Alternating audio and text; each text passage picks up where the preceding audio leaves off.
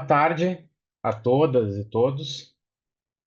É uma satisfação recebê-los aqui para mais uma atividade do Centro de Estudos de Direito Municipal da Procuradoria do Município de Porto Alegre, que é conhecido ali internamente como nosso CEDIM, né?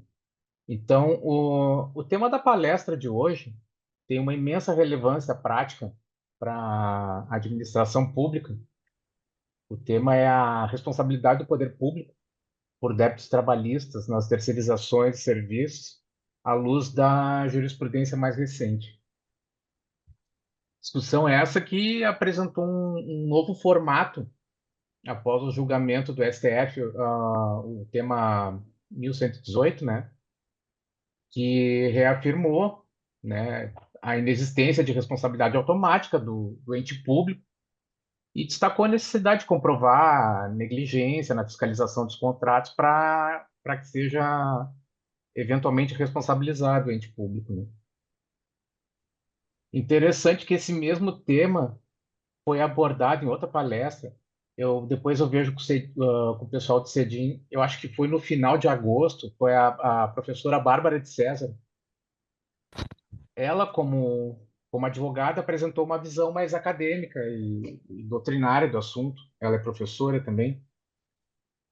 E agora, esse tema vai ser abordado aqui com uma visão mais interna, né? Como a gente diz, a parte de dentro do balcão, né, a partir da experiência de uma procuradora municipal que atua diretamente com essa matéria.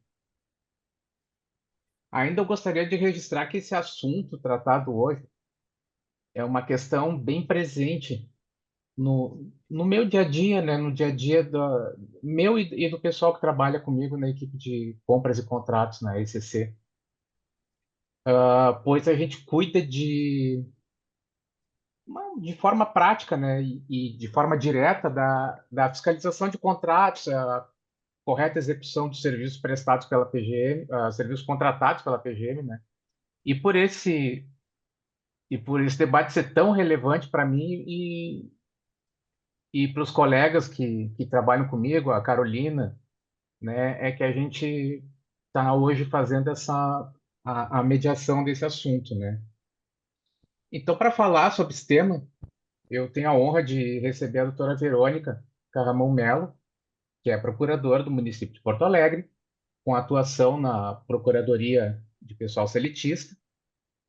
A doutora Verônica é bacharel em Direito pela Universidade Federal Fluminense e autora de publicações na área de Direito Administrativo e de Responsabilidade dos Entes Públicos. Antes da gente iniciar, eu gostaria de pedir aos participantes que mantenham seus microfones mutados, porque, de preferência durante toda a exposição, para evitar que alguns ruídos possam atrapalhar o andamento da palestra. As perguntas podem ser enviadas a qualquer momento pelo chat e vão ser lidas ao final da palestra para que a doutora Verônica possa respondê-las.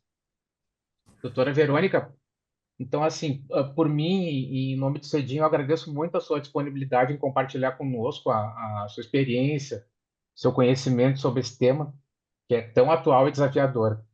A senhora está com a palavra. Obrigada, Felipe. Me escutam? Tudo certo? Tudo certo aqui Escutam. também. Queria agradecer a presença de todos, agradecer o convite do Cedim, na pessoa da Ângela, só fazer uma breve retificação, dizer que hoje não atuo mais na Procuradoria de Pessoal Seletista. Fui muito feliz lá durante 3 anos e meio, mas atualmente há 2 meses eu estou na Procuradoria de Urbanismo e Meio Ambiente, na PUMA, inclusive meu atual chefe está aqui, doutor André. Queria agradecer também pelo prestígio. Iniciando, falar que sim, a doutora Bárbara, há umas 3 ou 4 palestras atrás, trouxe esse tema para debate aqui para a gente, só que num viés mais da advocacia privada, né? E eu acho que hoje o meu objetivo é trazer esse tema para um enfoque mais para a advocacia pública, um enfoque mais fazenda pública. E agora eu queria pedir se a Angela puder para começar a passar aí os meus slides para a gente introduzir.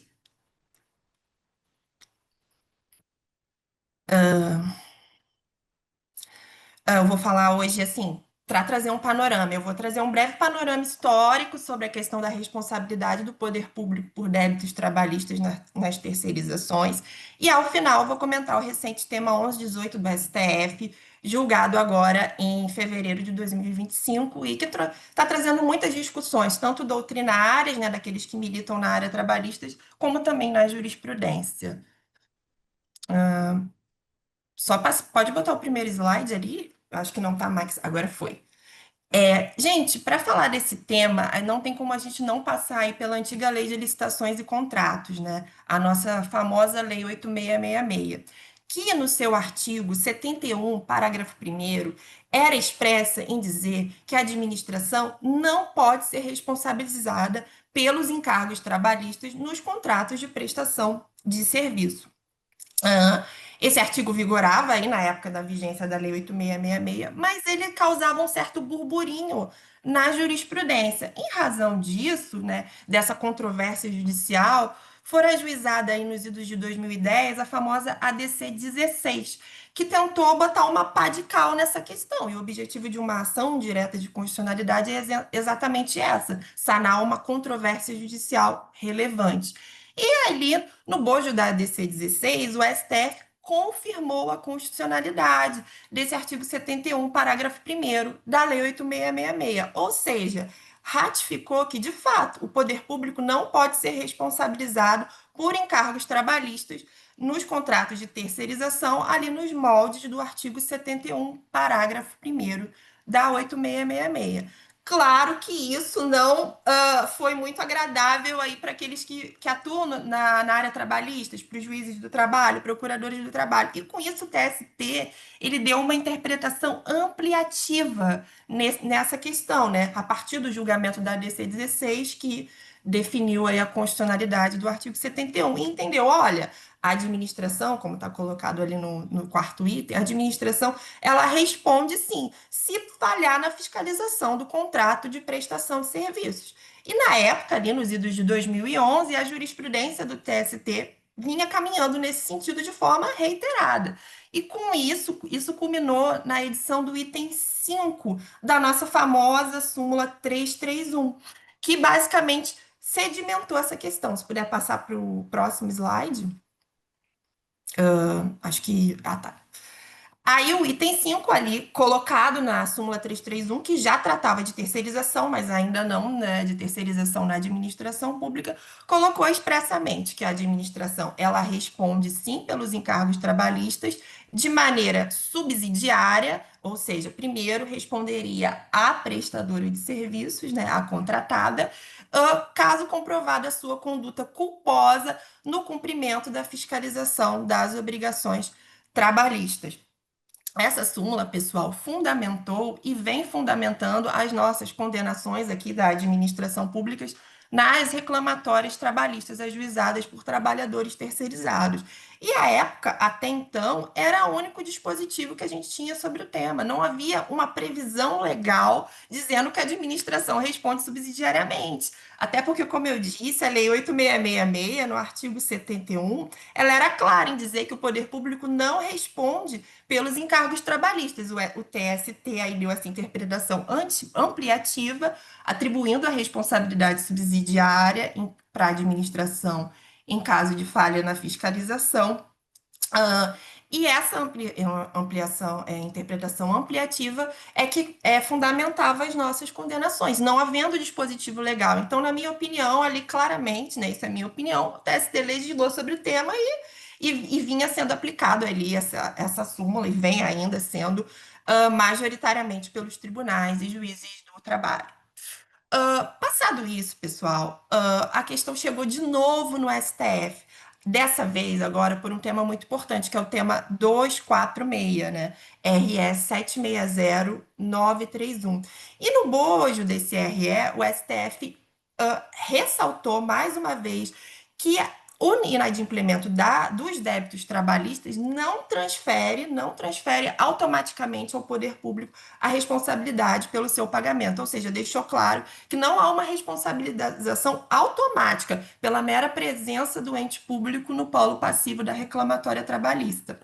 Deve ser comprovada Portanto, nos termos aí da já súmula 331, item 5 do TST, a culpa em vigilando ou a culpa em elegendo da administração. Ou seja, deve ser provado que a administração não fiscalizou as obrigações contratuais ou que fiscalizou, porém, de maneira inadequada, de maneira insuficiente. Desse julgado, né, do tema 246, RE 760931, foram opostos embargos de declaração. E aí isso foi firmado, né, dizendo que a responsabilidade não é automática, a administração responde comprovada a culpa. Uma questão muito suscitada é o que que seria essa fiscalização, né? E a gente teve uma palestra aqui na SDM em que uma procuradora do Estado, que atua há muitos anos ali na área, ela falou que estava conversando, inclusive, com o presidente do TRT4, e ela falou: olha, é um mistério, a gente não sabe até hoje o que que é fiscalizar, porque a gente junta tudo possível e ainda assim somos condenados subsidiariamente aqui no âmbito do TRT da quarta região. Mas fato é, pessoal, que a gente tem que sempre lembrar que a fiscalização ela é uma obrigação de meio, não uma obrigação de resultado. Então a gente pode fiscalizar de maneira eficaz e ainda assim a contratada não cumprir os encargos trabalhistas. E ainda é óbvio, na minha opinião, a gente não responderia subsidiariamente, porque não somos seguradores universais, tá? Isso a gente debateu muito ali na SDM, enfim, tá tendo essa interlocução, e agora, diante do tema 1118, acho que esse debate ainda se mostra mais oportuno. Pode passar, Ângela, por favor. Pessoal, como eu disse, até então não havia dispositivo legal, né, sobre o tema. Porém, com a nova lei de licitações, a Lei 14.133 de 2021, que teve exatamente esse objetivo, é consolidar no diploma legislativo entendimentos jurisprudenciais já consolidados, né, na matéria. Ela colocou expressamente ali no seu artigo 121, parágrafo 2º, que sim, o poder público responde subsidiariamente, comprovada a falha na fiscalização. Então, hoje, atualmente, no âmbito no plano material da questão, o que nós temos de fundamento para condenar subsidiariamente o poder público? A súmula 331, item 5, agora combinada com o artigo 121, parágrafo 2º da nova lei de licitações, que seriam os fundamentos no aspecto material, né, para falarmos em condenação do poder público por débitos de terceirizadas, né, débitos trabalhistas de terceirizados. Então, com a edição da Lei 14.133, parece que a questão, o aspecto material do tema, ele ficou bem sedimentado. Porém, ainda ficava a dúvida reside agora no aspecto processual, de quem é o ônus de provar a conduta culposa na fiscalização? Reclamante ou administração? Pode passar, Ângela. Então, pessoal, em relação a esse tema, o TST, ele vinha entendendo, né, de maneira assim, não havia nenhuma uma orientação consolidada, mas a jurisprudência do TST era majoritária no sentido de que o ônus de fazer essa produção probatória era do poder público tomador de serviços. Aqui eu coloquei um acórdão, né, a título exemplificativo, mas tem diversos outros do TST, porque ele utilizava como fundamento a teoria da aptidão para a prova. O poder público, tomador de serviço, ele teria maior aptidão para fazer essa produção probatória, e por isso ele que deveria fazê-lo ali ao longo da reclamatória trabalhista, né? Então, o TST inverteu o ônus da prova, porque, como sabemos, ele fazendo uma pincelada no direito processual, sei que tem muitos residentes aqui, o ônus da prova, via de regra, cabe ao autor da ação, né? Na teoria geral do direito processual. Nesse caso, o TST inverteu, com base na teoria dinâmica do ônus da prova, ali, artigo 818, parágrafo 1º da CLT, falando que, como o poder público teria maior aptidão, ele que deveria produzir essa prova na reclamatória trabalhista, a prova de que fiscalizou o contrato. Pode passar, Ângela, por favor. Esse era o entendimento do TST na matéria e que vinha sendo seguido de maneira majoritária pelos nossos juízes e tribunais trabalhistas.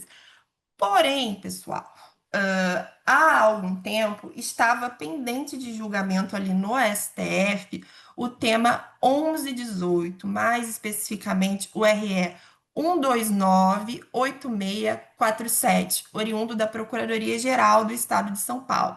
E o objetivo desse RE, pessoal, era justamente botar uma pá de cal nessa questão, definir a quem cabe o ônus de produzir a prova relativa à fiscalização contratual.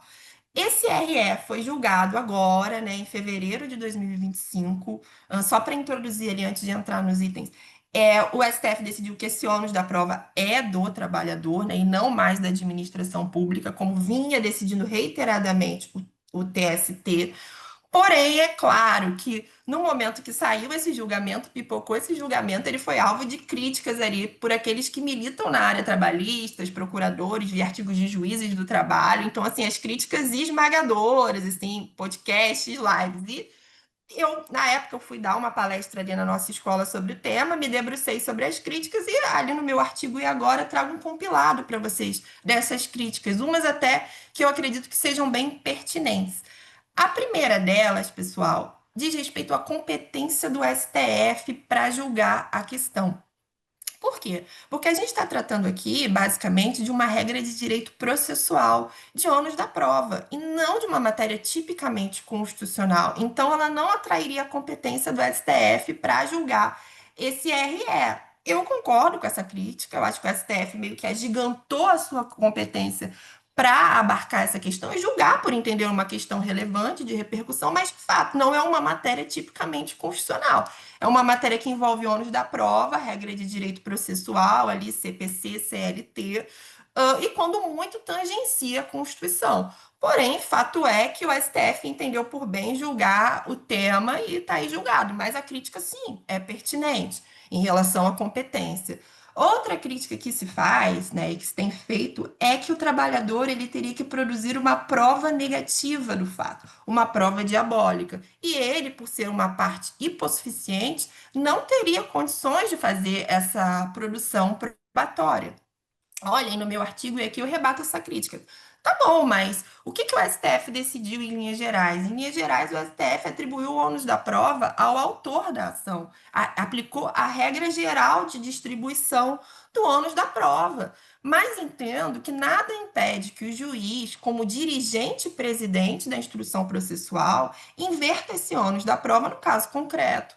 Desde que maneira fundamentada, né? Porque o artigo 818, parágrafo 1º da CLT, que reproduz os termos do 373, parágrafo 1º do CPC, permite essa inversão, porém fundamentando ali no caso concreto. E é um poder do juiz. O juiz ele é o dirigente, é o presidente da instrução processual. Então, um acórdão, é uma decisão do STF, não poderia tolir esse poder do juiz. Só que, claro, a fundamentação do juiz tem que ser robusta. Primeiro, porque a lei exige fundamentação. E, além do mais, agora, o juiz estaria blindado pelos termos do tema 1118 do STF.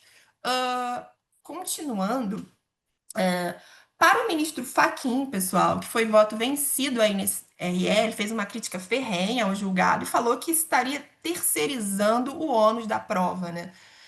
Todavia, para a maioria do tribunal, o ministro Nunes Marques, que foi o relator e vencedor ali, a obrigação de provar a falha é de quem aciona a justiça, é do trabalhador, do autor da ação. Um dos fundamentos do acórdão para atribuir esse ônus da prova ao trabalhador é a presunção de veracidade e legitimidade de que gozam os atos administrativos, né? Um atributo aí essencial do ato administrativo.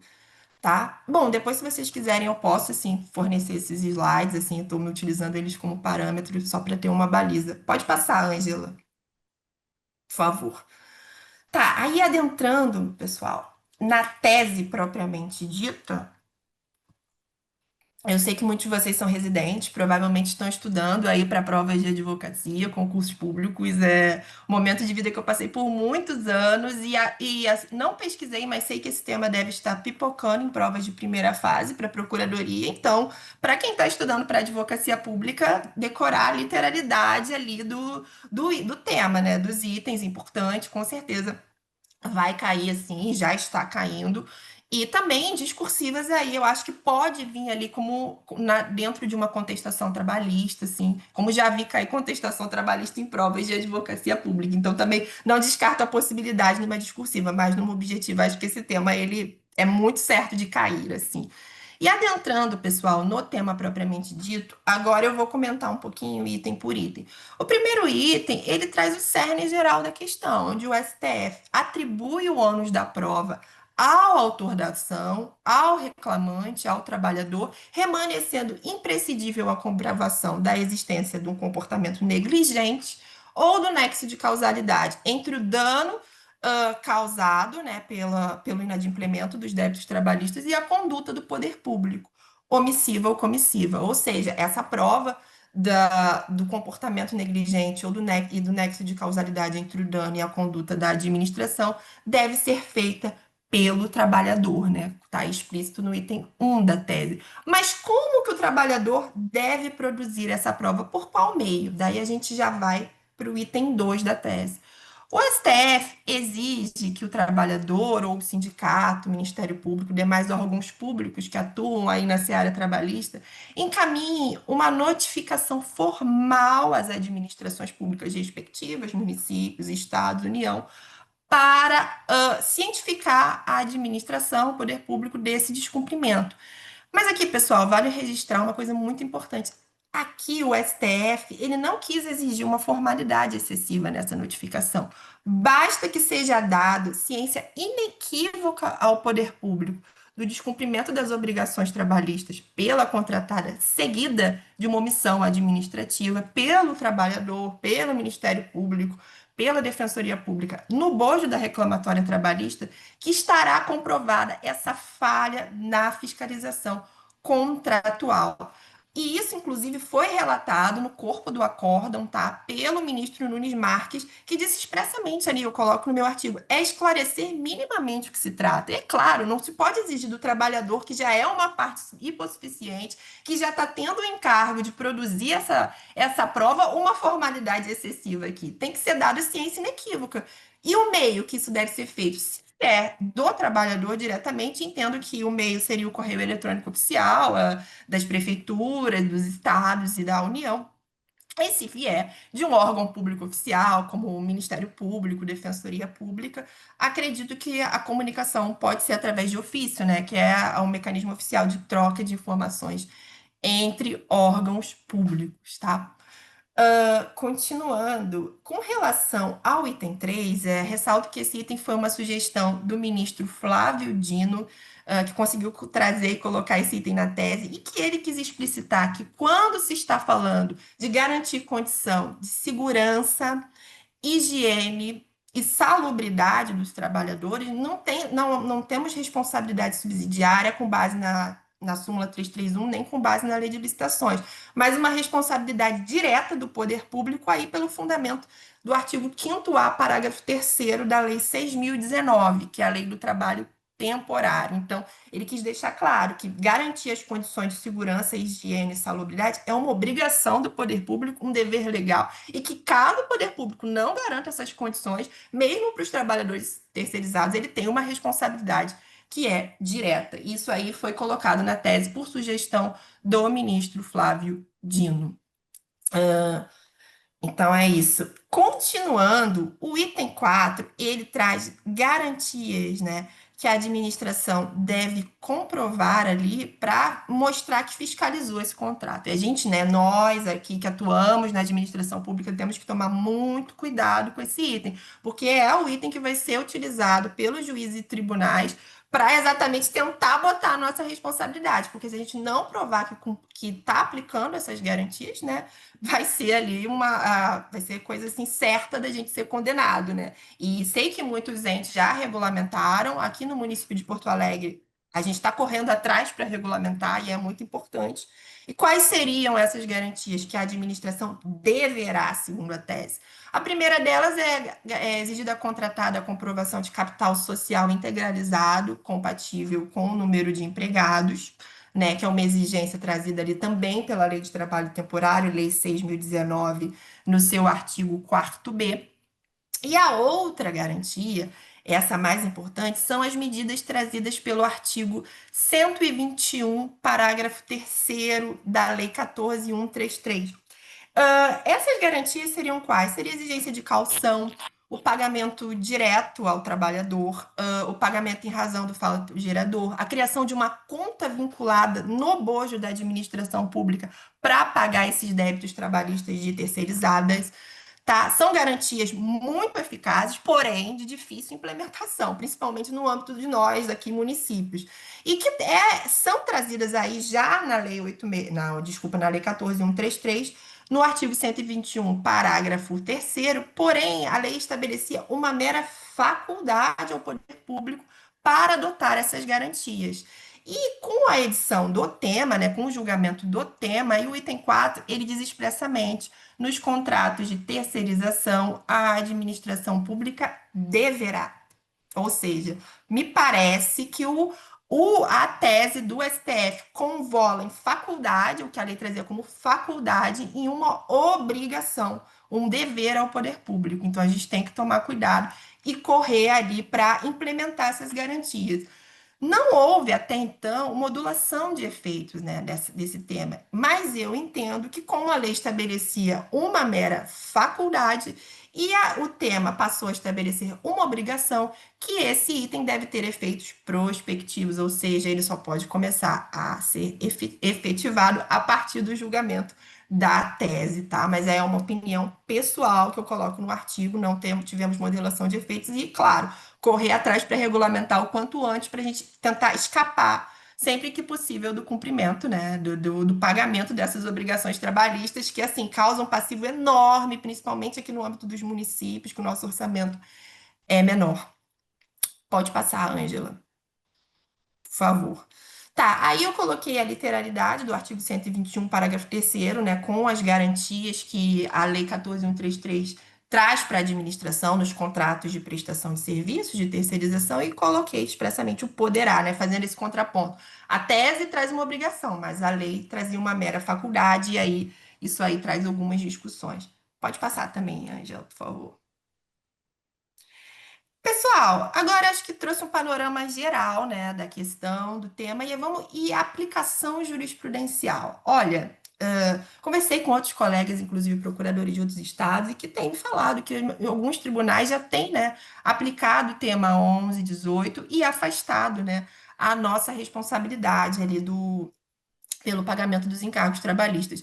Aqui no âmbito do nosso TRT da quarta região, aqui do Rio Grande do Sul, é um tribunal extremamente pró-trabalhador, porém, também há 2 meses atrás, né, enquanto eu ainda atuava na PPC, já vi que o tribunal, a partir do julgamento do tema, começou a ter uma certa mudança de postura. E vi julgados em que, por exemplo, esse aqui que eu cito, em que é um recurso ordinário que a gente interpôs, no caso, oriundo do Departamento Municipal de Limpeza Urbana, né? Era um processo meu à época, em que sim, eu interpus ali o RO pedindo o afastamento da condenação subsidiária colocada na sentença, e assim, uma coisa que era muito incomum, o nosso recurso ordinário ele foi assim provido para afastar a responsabilidade subsidiária, citando aí já o tema 1118 RE 1298647, tá? Um exemplo. Agora, outro exemplo pode passar, Ângela, por favor. Nesse caso, pessoal, outro exemplo que eu trouxe é a da OJ de análise de recurso aqui do nosso tribunal. Por quê? Porque a gente interpunha diversos recursos de revista ali para o TST para afastar a condenação subsidiária, e na maioria esmagadora dos casos, esses recursos não subiam, tá? O TST não dava seguimento, o TST, desculpa, o TRT não dava seguimento aos nossos recursos e tal. Porém, agora, diante do julgamento do tema 1118, o TRT ele já tem dado seguimento em alguns casos, não em todo e qualquer caso, mas em alguns casos já tem dado seguimento direto aos nossos revistas com base no tema 1118, porque antes, né, o que acontecia? A gente interpunha a revista tinha segmento negado e a gente tinha que interpor um agravo de instrumento, que no processo do trabalho é um recurso que serve para destrancar outro recurso, né? Então, a gente tinha que fazer toda essa sistemática que atrasava ainda mais o processo. Agora, diante do julgamento do tema, já vi muitos julgados aí dessa J de análise de recurso, dando seguimento ali direto ao nosso recurso de revista aí, né, para o TST julgar. E o TST, muitas vezes, até antes do julgamento do tema, também afastava a nossa condenação subsidiária. Algumas turmas afastavam e agora acredito que mais. Então, Concluindo, pessoal, qual a conclusão que eu chego? Houve uma virada jurisprudencial a partir do julgamento do tema 1118 nesse tema? Eu não acredito que tenha havido uma virada propriamente, mas certamente a jurisprudência ela já está mexendo ali, já está modificando para se adequar tendo algumas sentenças e decisões favoráveis à fazenda pública. Estão me escutando? Sim, doutor. Sim. Ah, porque deu conexão estável aqui, por isso que eu fiquei. Isso, ele deu um corte, mas eu acho que dá para prosseguir. Eu acho que acho que não chegou a perder a ideia. Pode prosseguir, por favor. Pessoal, então, agora só para finalizar, também lembrar algumas coisas que eu já vi aqui quando eu atuava na área trabalhista. Tem uma juíza do trabalho que ela, né, aí para tentar assim já sinalizar que vai condenar a gente, ela na notificação inicial para a gente apresentar contestação, ela já coloca na notificação, fica intimado para apresentar a contestação e coloca e também apresentar coloca o item 4 da tese, comprovar capital social integralizado da contratada e a adoção das medidas do artigo 121, parágrafo 3º, para que a gente comprove isso já no bojo da defesa, ou seja, ela sinalizando que se a gente não comprovar, vamos ter sim uma condenação subsidiária. Outro caso que eu já vi para afastar a tese, na qual eu não concordo, é de juiz falando: olha, o contrato de trabalho em tela foi firmado antes do julgamento do tema. Então, aí ele não se aplica ao caso. Então, assim, algumas assim decisões tentando assim fugir do tema e tentando demonstrar que vão aplicar, vão nos condenar subsidiariamente. Olha, no mais, pessoal, eu acho que é isso. Acabou que eu falei menos, mas quis fazer um notar sobre a questão, que eu me lembrei era isso. Se alguém tiver alguma dúvida, fico aberta a perguntas aí, fica aí, passa a palavra agora para o Felipe. Novamente, agradecer a presença de todos aqui, agradecer o convite da Ângela, muito honrada de falar para um tema que eu gosto bastante. Tá ok, doutora Verônica. Muito obrigado, viu, pela sua didática, inclusive em passar esse assunto, que é um assunto até, digo, da minha parte mesmo, é um assunto bem complicado, né? A senhora não se importar, eu gostaria de, pelo menos eu primeiro, fazer uma pergunta mais com o viés prático do setor onde a gente trabalha, né? Trabalha com fiscalização e tudo mais, né? Eu, na realidade, estava pensando agora, eu tenho duas perguntas. Eu vou fazer a primeira, né? A senhora acha que esse tema, o julgamento desse tema, o tema 1118, ele vai deixar a administração pública com um certo conforto, assim, né, na fiscalização de contratos, ou a senhora acha que é o contrário, né, que a administração pública vai ter que reforçar mais, vai ter que gerar mais controles ou controles mais rigorosos? O que que a senhora acha a respeito disso, por favor? Ah, Felipe, aí é uma polêmica, né? Porque parece que vai flexibilizar, porque a gente não teria que produzir essa prova. Mas aí tem aquele item 4 que fala para a gente aplicar aquelas medidas ali do artigo 121, parágrafo 3º. E isso nada mais é do que uma fiscalização até difícil de fazer, criação de conta vinculada, como é que a gente vai fazer isso, como é que a gente vai operacionalizar, enfim. Então, eu não sei se facilitou a nossa vida. Talvez tenha facilitado a nossa vida lá no processo. Mas aqui na fase contratual, não sei se facilitou. Acho que está mais para dificultar, né? Exatamente. A minha outra pergunta que eu tinha para a Verônica também é com viés mais prático também, né? Ah, assim, a minha pergunta de modo simplista, assim, né? Quais seriam essas medidas mais efetivas, assim, que a administração poderia adotar para fazer para documentar a fiscalização, né? Mas eu digo exatamente com esse viés prático, né? Inclusive para muitos fiscais que não têm formação jurídica nem nada, né? Um modo simples, mas juridicamente seguro, né, para que se evite futuras situações de responsabilização, de responsabilidade trabalhista, enfim.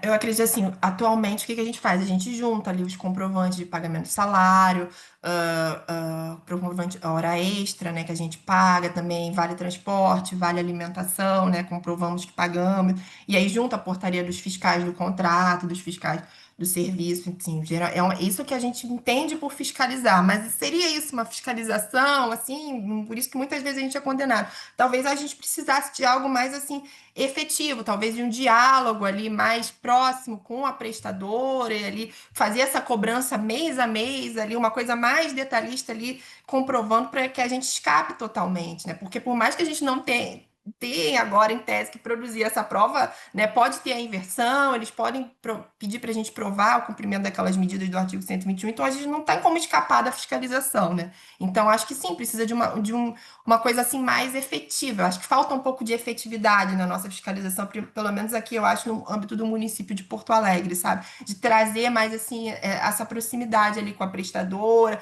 e também na própria contratação, no momento da licitação, é muito importante também que a gente tenha assim realmente esse olhar de olhar, olha, ela tem capacidade de cumprir, qual é a dessa empresa? Ela já fez outros contratos, fazer toda essa análise prévia, eu acho que é muito importante também, sabe? Antes mesmo da gente firmar um contrato ali no âmbito da licitação.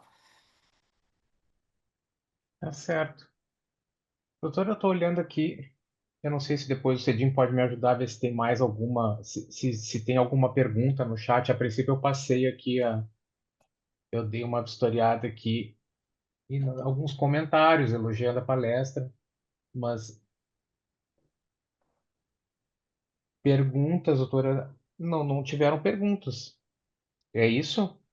Eu não sei se alguém do Cedinho Ah, pode pessoal, se me. alguém tiver alguma pergunta, fico à disposição. É, Aqui o a Gabriel doutora falou, Verônica está à a disposição. juíza Valdete possivelmente condenaria. Bom, certamente Valdete, ela ali é uma, para quem atua ali no, e assim, tem uns Acho, entendimentos isolados, embora seja uma pessoa inteligentíssima. Ah, olha, acho que é isso. eu Tem também, uma, a eu Alexandra repassei de agora. Oliveira, pertinente à temática, os gestores do contrato. É, Pessoal, é isso. Se tiver alguma pergunta, fico à acho que não é uma disposição. pergunta. Tem alguém É, fazendo um então, adendo, gostaria de fazer um pequeno adendo. Já vi alguns julgados TRT abordando a questão de efeitos prospectivos do tema 1118. É só mais um comentário da já? Isabela. Isso.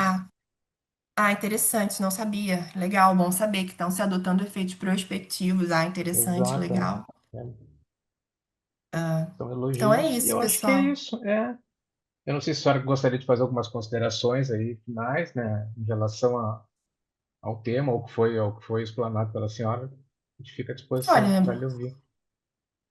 bom, agradecer novamente o convite da Ângela.